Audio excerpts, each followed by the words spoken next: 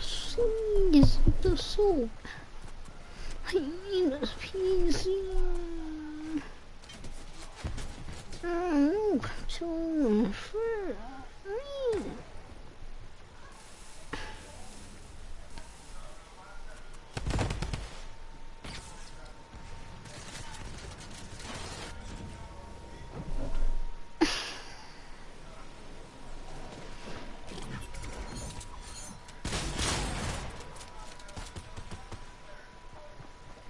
Somos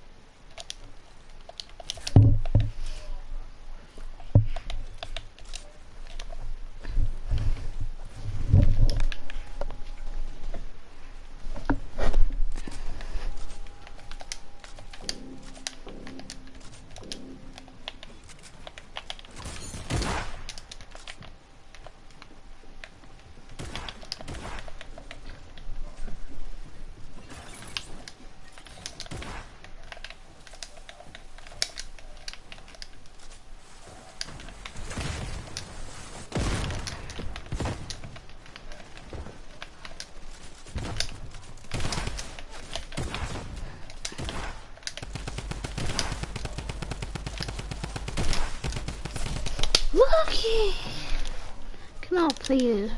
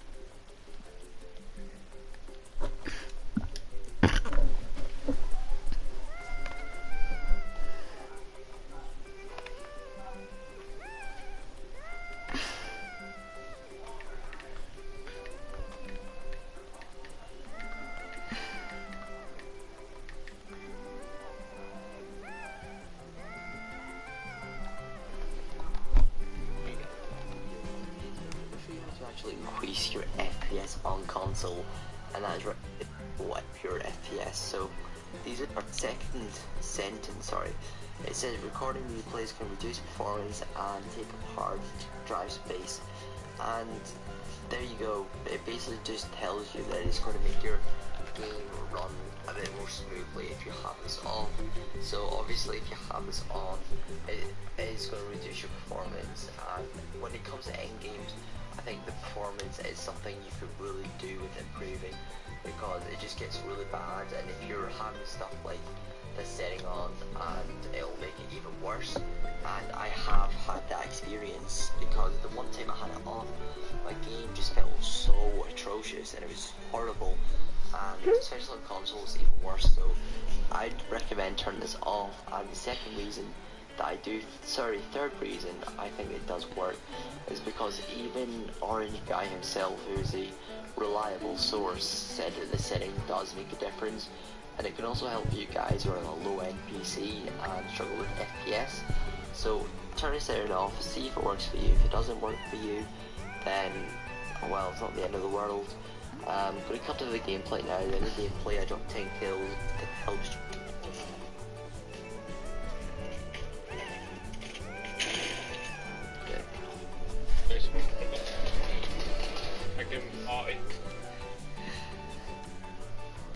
Ways to increase your FPS. For the match will be like advertised more around 6 minutes. Then also let me know in the comments, as I do always respond. Now let's get straight into this. Tip number 1. Disable recording replays across all modes. By disabling a feature to record replays, you'll be stopping a huge background action which is going on while you're playing Fortnite. With that stopped, the power of the console, which has previously been put into recording replays, will now focus on your actual gameplay, resulting in your FPS value being increased. If you do need to use the feature, however, you can always re-enable it. Or if you have it off and just did something epic, just save a video clip using the PS4's built-in share feature. It's easy and you're going to be playing way smoother. Tip number 2. Make sure you have some kind of game mode enabled on your TV, and if not, go through a few steps to pull off the same effect. The reason you actually want to do this is because what you see when you're watching TV is actually way behind what the TV is receiving. When you're watching something, you can't actually tell, but the TV is applying many effects to each frame before it displays it to you, resulting in a form of lag. And without game mode, you have severe input lag on your PS4. Create the illusion you're actually getting a lot less frames. If you do have a newer TV, simply enable smart mode, and well, obviously, if you have a TV, it's going to have game mode already on. It should switch to it, but just make sure game mode is turned on. But if you do not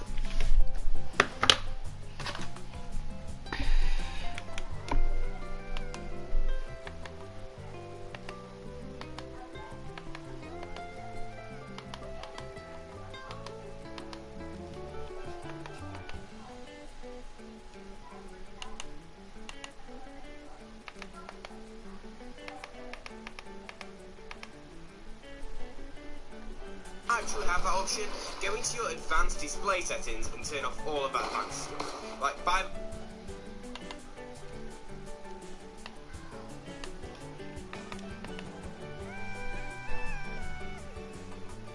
to it, but just make sure game mode is turned on. But if you do not actually have that option, go into your advanced display settings and turn off all of that advanced stuff. Like, by that I mean like high contrast, jitter reduction, dynamic contrast, vivid pixels, and just all that kind of stuff. It's also worth noting that if your TV or monitor only runs at 60Hz, you won't actually be able to play at anything above 60 frames per second, so definitely consider an upgrade. Tip number 3. Play Fortnite from a solid state drive rather than the internal hard drive.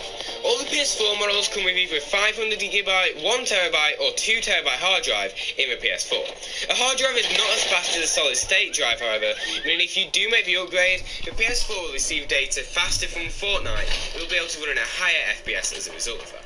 My preferred option of upgrade is to purchase an external SSD from the likes of Seagate and simply just plug it into a PS4 using a USB cable. Then set up an external storage device. The steps to do that are fairly basic, so I won't explain how to do so here. Or if you do wish for the SSD to be on the inside of the console, you can indeed replace the hard drive on the inside without losing...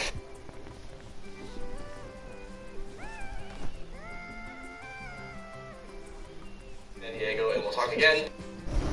So, how you doing? Alright. Coming web carpet sweepstake. Are you web carpet ready? But, that said, being on set...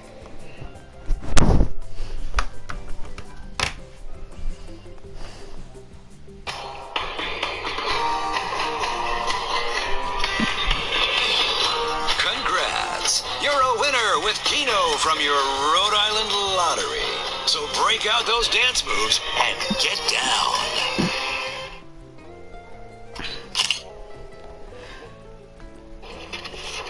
We're insane. Yeah, I'm chasing this guy, bro. This guy's trying to go. Bro, that was trick. Wait. Wait. Mate. Less. Bro. Oh my god, that is actually insane, boys. Someone clip that, and he's just stolen my kill. You snake.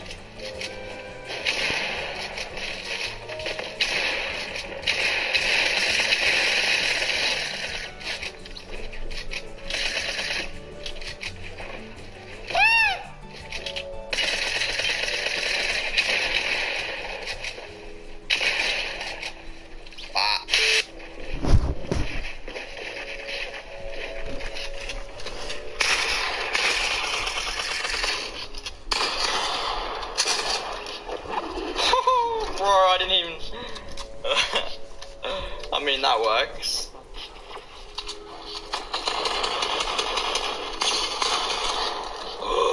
Bro, I didn't even mean to drop down there. Oh my god, oh my god, oh my god, oh my god.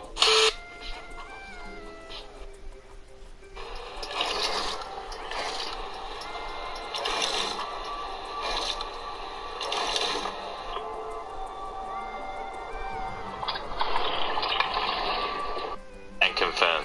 So say for instance my edit is touchpad and my confirm is touchpad. That means I'd be double tapping touchpad each time I wanted to edit and confirm. Obviously in between edit and confirm I'll be pressing select as well. Me personally have R1 as select, but that doesn't matter. Regardless, edit and confirm is one button and that's what I'm going to test now. So when you have edit and confirm as the same button, the quickest you can edit is 12, 12, 12, 11, 12, 10, 13, 10. So I'm getting between 10 and 14 when I'm editing and confirming with the same button. So what I used to do before I swapped is I was editing and confirming with right on the D-pad. So I'd edit, select confirm. So that edit confirm, the quickest I can do is in between 10 to 14 milliseconds. But now if I try two fingers, which will be replicating edit and confirm as separate binds, I get this. 3, 8, 5, 7, 6, 8, 6, 7, 6, 7.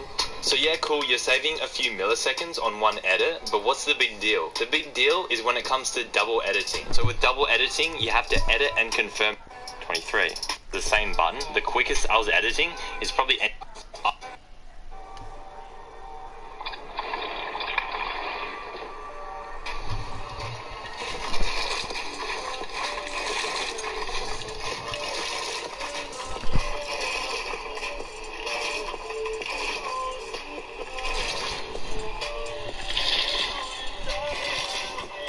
Now I only changed my binds literally 2 days ago and I'm still getting used to them, but let me just compare the speed of my old edits to my new ones.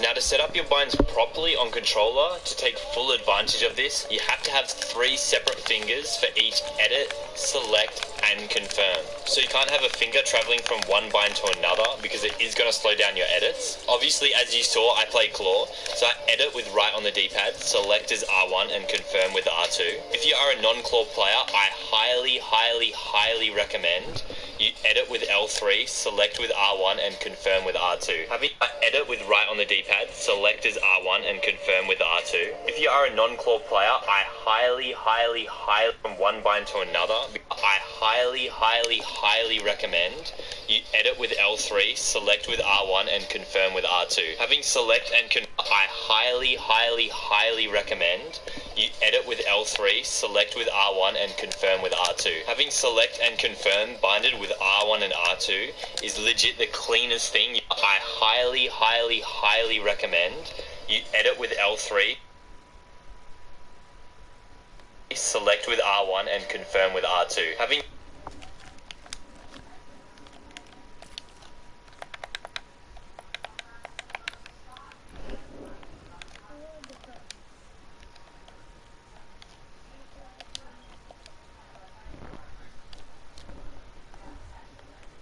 edit with right on the D-pad, select as R1 and confirm with R2.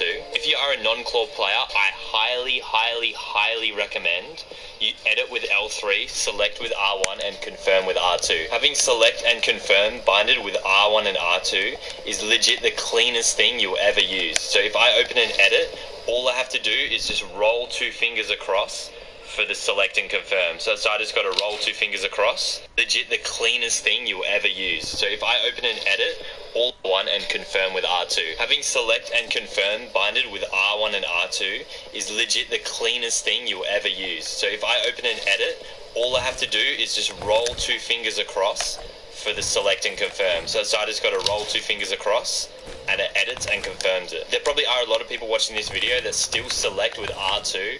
100% you have to change to R1. It'll make all your edits so much smoother. I think almost every pro player has swapped to R1 select. And at first, changing my confirm to R2, I really didn't enjoy it. It was kind of super hard to get used to at first, but I put in the hours in creative. I've only used these binds for 2 days. 2 days and I can already almost do all my edits of what I could before, just faster. I just got to get used to using them in the heat of the moment. But trust me guys, it doesn't take long to get used to a new confirm button. So if you are a claw player, I recommend right on the D-pad or touchpad, select confirm. If you're non-claw, L3 select confirm. So if I just change my binds right now, so instead of my edit button being right on the D-pad, I'm just going to change it to L3 just to show you. L3 select confirm, right? So L3, now your reset button if you're non-claw, R3, so L3, R3 confirm is what you can do as a non-claw. I use square for my reset. So L3, R1, R2, right? So just like that. Non-claw, it's that easy, right? And press all the buttons almost at the same time. You just want to roll your fingers. Remember what we did with the timer where you double tap. You're pretty much doing the exact same thing except you're putting a select in between the edit and confirm. So in between that double tap, you just want to so it's your friend's birthday. How do you find the perfect gift? Download the Amazon app and let it find you. Just seen your mom reading that book.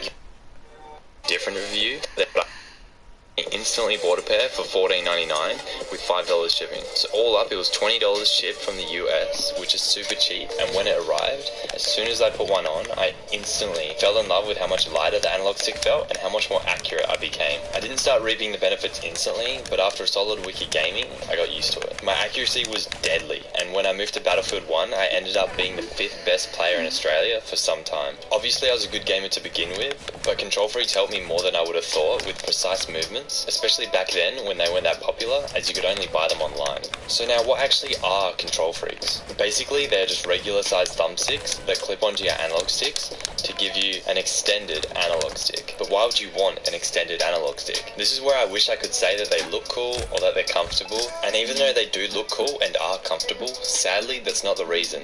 The reason is just science. This isn't one of those products that YouTubers just chuck on their controller and drop affiliate links in descriptions so they can make bank off kids that want cool controller add-ons. This is a product that works, and it works because of science and numbers. So let's get into that. On Control Freaks' YouTube channel, they briefly touch on why you should use Control Freaks, stating that you get 47% more arc distance from full lock to full lock. What this means is that imagine you have a lever that is 1 centimeter high, and you can rotate that lever 30 degrees to the right. It moves 0.51 centimeters to the right, giving you a range of motion of 0.51 centimeters. But if you double that lever to 2 centimeters, when you rotate it 30 degrees to the right, all of a sudden you now have a 1.03 centimeter range of motion, meaning you've doubled your range of motion by adding extra length to the lever. This meaning the bigger the lever, the more precise you can be, because the more room you have to fine tune. Same thing applies to Control Freaks. If you add extra length to your analog stick, you'll be able to be more precise when aiming because you have more range of motion to work with.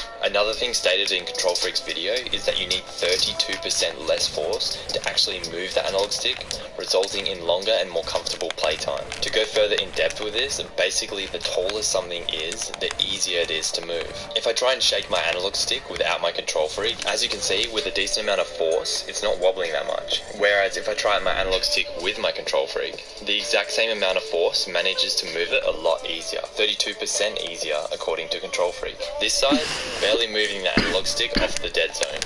This side, a lot more movement. What this is good for is when you get used to it, you can get a lot more precise movements, which helps with sniper shots and tracking enemies. Because you can do those finer movements, after a lot of practice, you'll be able to make your building look way less choppy than what it might be at the moment. There's nothing wrong with choppy movements, but it looks like you're a bot compared to someone with a super smooth and consistent movement when playing. Now that I've covered the science and numbers behind why you should buy Control Freaks, I'm also going to touch on the other reasons why you may also want to buy a pair. Control Freak have grip options, so whether you prefer concave or convex sticks, they have a variety of styles to choose from. Me personally, I like concave just because my thumb can sit in the middle and I can push in every direction without having to reset or move position. This is obviously preference, but if I were to recommend Control Freaks to you, it would be your choice out of the Infernos, the Ultras, or the Classics. They are all the same height and they are almost identical. The only difference is the colors, and the Inferno has a different type of grip. I personally use the Classics, but I bought mine 3 years ago, like I said, and to say a $20 product is so beneficial and lasts that long is actually insane. The best thing about Control Freaks is you only have to use one at a time. Obviously you don't need the one on the left stick because that's solely for player movement, so you can literally use one and when it wears down just swap to the other. I didn't have to swap mine for 2 years, and even then I didn't even need to swap it. I just thought my little grip dots had worn down a bit. I'm not sure how they make products now, but I'm assuming it's made out of the same material, which means if you're buying something for $20 that will benefit you for years of gaming, I'd say that's the best value for money I've ever heard of. Now that pretty much covers this video on Control Freaks. I hope you learned something. If you got any questions, let me know. I reply to all my comments within about the first 2 days of uploading. I'm just going to end the video with some gameplay. Thank you all so much for watching, and I'll see you in the next one. Baby, I don't feel okay, 'cause every time I hear your name, gets me up inside, I'm breaking down. And all the things you used to say, with me on a certain day, every other time it's living hell. You got your mind on my stories, I know you're sorry, yeah.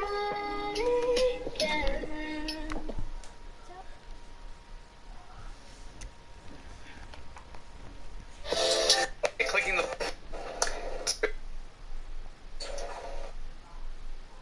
situated. Oh, what the heck? There's a lot of dudes over here, by me. Yeah, I got a lot of guys. I don't have any shit.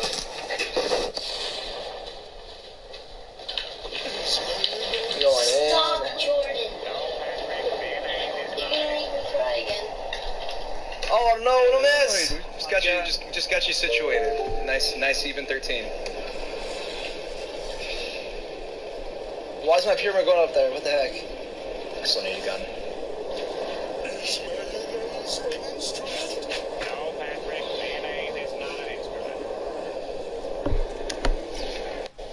These. Pros don't fake. There's someone above, watch out.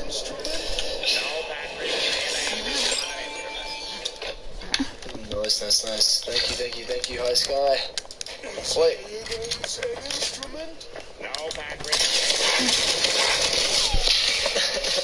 No!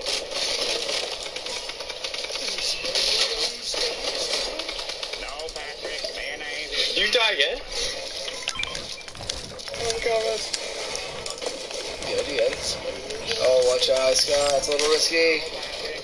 I like it though.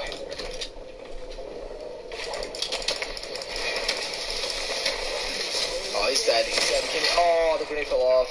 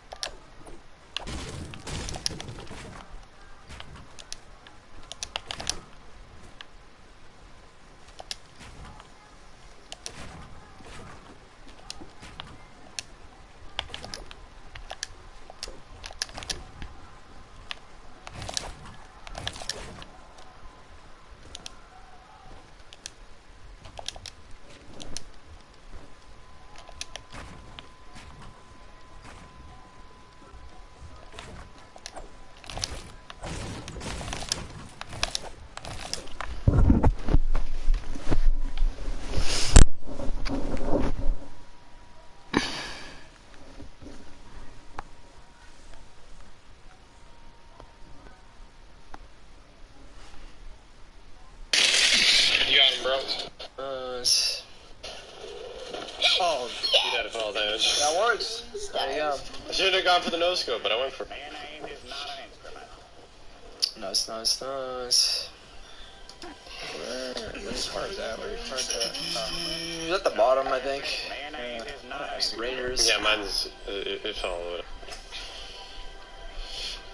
Is mayonnaise an instrument? There it is.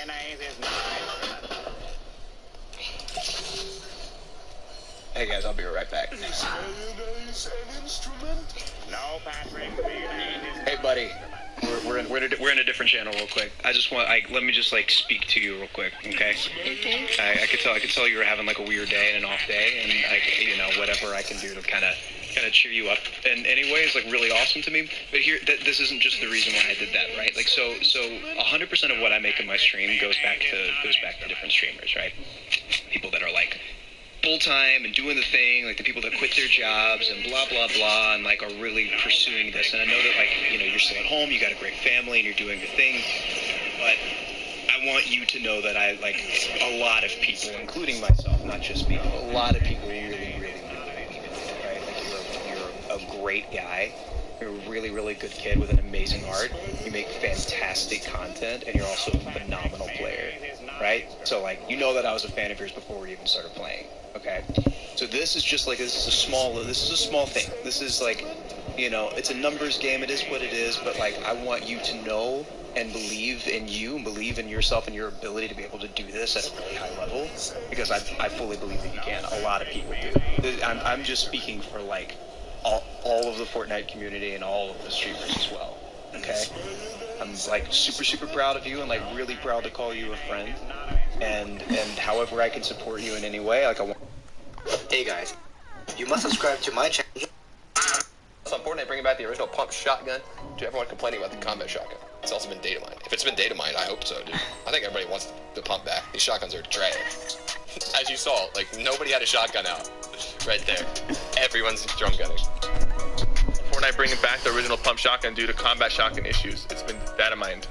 That would be great, dude. I'd be really happy with that. They're bringing back the pump shotgun? Woo! Let's go! I'm so excited. Oh my god, please bring back the original pump shotgun. My god, dude. Are you kidding me? I'm so excited. They need to get the hell out of it with this crappy ass combat shotgun doo-doo shit, bro. Damn. Are you kidding me? That's the best news I heard all day, bro. Holy shit.